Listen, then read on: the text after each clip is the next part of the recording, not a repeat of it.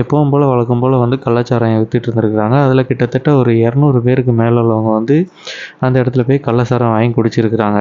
எங்கே உள்ளவங்களாம் வாங்கி குடிச்சிருக்காங்க அப்படின்னு பார்த்தீங்கன்னா, இந்த கருணாகரபுரம் சொல்லியிருந்தேன்ல, அதை சுற்றி பகுதியில் உள்ள அனைவருமே வந்து பார்த்திங்கன்னா இந்த இடத்துல போய் குடிக்கிற வழக்கமாக வச்சுருக்காங்க. அவங்க எல்லாருமே போய் குடிச்சிருக்கிறாங்க. குடிச்சிட்டு அடுத்த நாள் அவங்க குடித்த அன்னைக்கு ஒன்றும் தெரியல. அதுக்கு அடுத்த நாள் காலையில் எந்திரிக்கும்போது, அதாவது இந்த பிபி, சுகர் அந்த மாதிரி இருக்கவங்களுக்கு வந்து கொஞ்சம் உடனே அஃபெக்ட் ஆக ஆரம்பிச்சிருக்கு. என்ன இருக்குது அப்படின்னா, நெஞ்செரிச்சல், இந்த மயக்கம், வாந்தி இந்த மாதிரி வந்து சிம்டம்ஸ் தெரிஞ்சிருக்குது. ஃபஸ்ட்டு விவரம் தெரிஞ்சவங்க என்ன பண்ணியிருக்காங்கன்னா, ஹாஸ்பிட்டல் போயிருக்கிறாங்க. ஹாஸ்பிட்டல் போக கொஞ்சம் நேரம் ஆக ஆக வந்து பார்த்திங்கன்னா, அந்த ஹாஸ்பிட்டலில் அட்மிட் ஆகிறவங்களோட எண்ணிக்கை வந்து அதிகமாயிருக்கு.